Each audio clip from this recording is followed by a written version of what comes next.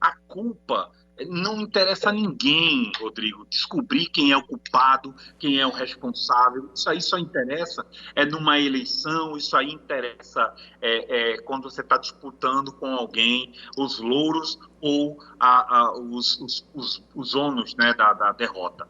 O que a gente precisa é da responsabilidade. E de quem é essa responsabilidade? A responsabilidade é do governo federal.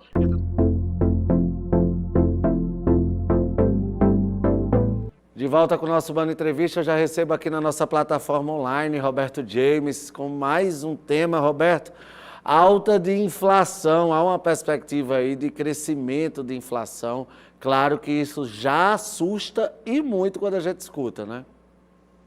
Exatamente, Rodrigo, porque o índice oficial ele está muito aquém do que é que está acontecendo no dia a dia do consumidor brasileiro, né? É verdade, a gente vê hoje números que, na verdade, queríamos que fosse só isso, mas quando a gente fala aí numa alta de inflação que é dita pelo governo, quando a gente vai ver em prateleiras de supermercados na cesta básica, quando a gente vai ver na gasolina, como a gente vai ver no gás de cozinha, quando a gente vai ver na energia elétrica, os valores são ainda maiores. Exatamente. Quando a gente fala de índice de inflação, a gente está falando do IPCA, que é o índice oficial. Ora, Rodrigo, se eu vou medir a minha temperatura e eu vou escolher qual é o termômetro, é claro e evidente que a gente escolhe aquele termômetro que for mais favorável, né? Mais ou menos é assim que funciona. Porém, não existe um consenso exato sobre qual é o índice mais aproximado. O que acontece é que 3 pontos têm impulsionado muito esses preços, como você acabou de falar, a questão da energia, a questão da cesta básica e dos combustíveis. A gente já vem falando aqui há um bom tempo. A gente tem falado muito de crise, viu, o Roberto? É crise na energia, é crise no combustível, é crise da cesta básica. Eu acho que a gente está vivendo o país das crises como nunca. Exatamente. E o principal fator não é nem tanto a crise, porque a gente, Brasil, nós brasileiros, já somos um pouco acostumados com as crises, né? Mas o grande problema é que a gente não está vendo efetivamente gestão governamental sobre essa crise. A gente vê uma tentativa de apagar fogo, a gente vê uma tentativa grande de jogar a culpa em um, jogar a culpa no outro, né? O governo federal agora quer colocar a culpa nos governadores por causa do lockdown. O ministro da Economia, em suas entrevistas, ele tem destoado da realidade ao dizer que uma inflação de 8% ao ano é uma inflação normal, está dentro do jogo, né? Então temos essa dificuldade, o receio do mercado, o receio do consumidor, né, daquelas pessoas que estão hoje indo ao mercado, indo à padaria, porque não está vendo uma seriedade por parte do governo. Ô, Roberto, você falou aí num ponto que é muito a culpa, um joga a culpa para o outro, né? Hoje o governo federal ele quer colocar na cabeça das pessoas que a culpa é dos governadores para essa alta, para essa inflação. Porém, a gente sabe que as políticas públicas que realmente efetivam e fazem essa inflação baixar, elas são provenientes do governo federal, não? Exatamente, Rodrigo. Olha, existe uma diferença entre culpa e responsabilidade, tá certo? A culpa não interessa a ninguém, Rodrigo, descobrir quem é o culpado, quem é o responsável. Isso aí só interessa numa eleição, isso aí interessa quando você está disputando com alguém os louros ou os ônus, né, da derrota. O que a gente precisa é da responsabilidade. E de quem é essa responsabilidade? A responsabilidade é do governo federal, é das políticas econômicas, é das autarquias, é dos ministérios que estão relacionados diretamente a isso, como o Ministério de Minas e Energia, como o Ministério da Economia, né, como o Ministério de Planejamento, né, o que esses ministros estão fazendo, né, estão trabalhando em prol de manter e de conter essa inflação. Ô, Roberto, agora a gente sabe que durante a pandemia, muitos decretos estaduais fizeram um impacto muito grande na economia. Por exemplo, os lockdowns que tiveram que acontecer em praticamente todos os estados da nossa federação. Eu lhe pergunto, esses lockdowns podem também estarem relacionados aí com essa alta da inflação? Olha, Rodrigo, seria um argumento infalível para o governo federal se o PIB do Brasil não estivesse reagindo tão bem. Lembra do PIB que o governo federal estava comemorando, o primeiro trimestre foi maior do que a da China? Então, essa conversa de que o lockdown fez com que esses preços tenham inflacionados, isso aí é conversa para boi dormir e conversa de politicagem, ou seja, é um argumento político para tentar desvirtuar o real problema e a questão principal. A questão principal é que a gente está vivendo no mundo, uma alta de commodities, um dólar descontrolado, uma falta de energia, né? Ou seja, desde o começo do ano que os órgãos que acompanham o setor energético têm falado sobre a possibilidade de lockdown. Nós vamos ter que ligar novamente aí as termoelétricas. Essas termoelétricas são muito caras, elas encarecem as bandeiras vermelhas. Então, assim, o problema hoje a economia está passando por um problema geral de alta de preços e a gente não se preparou para ele. Então, está juntando tudo. Se fosse só o dólar alto, Rodrigo, a gente conseguiria levar. Se fosse só a questão energética, a gente conseguiria levar. O problema é que a gente está com a falha de gestão política, a gente está com problemas de energia, os investidores não sabem se eles vão poder continuar investindo no Brasil, se vai ter energia suficiente. Estamos com uma instabilidade política muito grande nessa briga do governo federal com o STF, com essas questões de manifestação. Ou seja, o quadro está um quadro muito difícil para o controle dessa inflação. Ô Roberto, a gente tem hoje os produtos ultrapassando muito maior o índice que é da inflação. Por que então esse índice é tão baixo?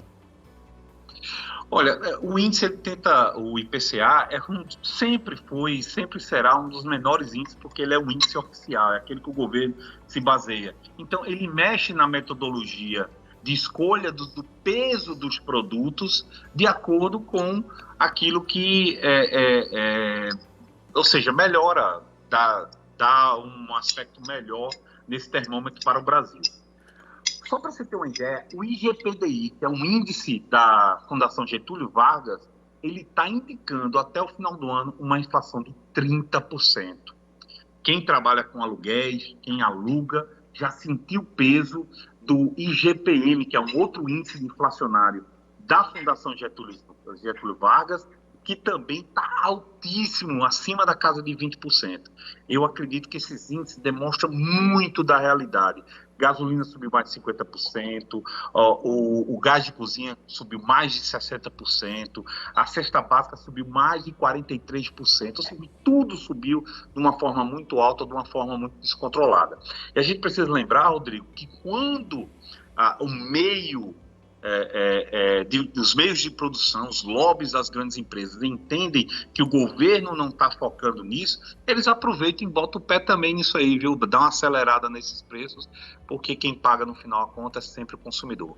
Você falou aí que vamos ter que ativar as termoelétricas, isso, claro, que vai desencadear em mais um aumento de energia. A Coserna aqui no Rio Grande do Norte já disse que o mês de setembro vai ser de bandeira vermelha 2, mais uma vez, aumentando aí o consumo. Por que esse descontrole tão grande com a energia, hein, Roberto?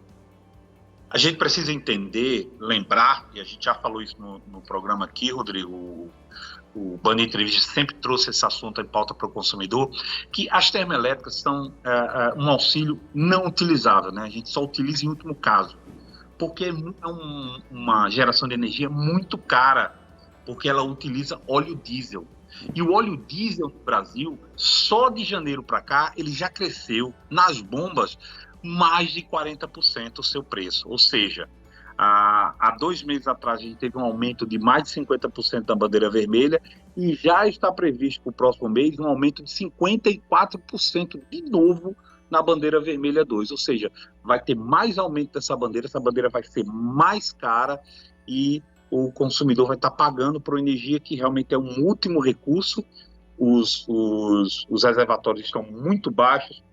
O governo federal deveria ter feito essa política de racionamento da economia há muito tempo atrás, mas não deu braço a torcer. E a gente precisa lembrar também, Rodrigo, que uma das promessas de campanha de Jair Bolsonaro foi o fim do horário de verão, que era uma das ferramentas utilizadas para poder diminuir e evitar esse tipo de situação que nós vamos passar agora.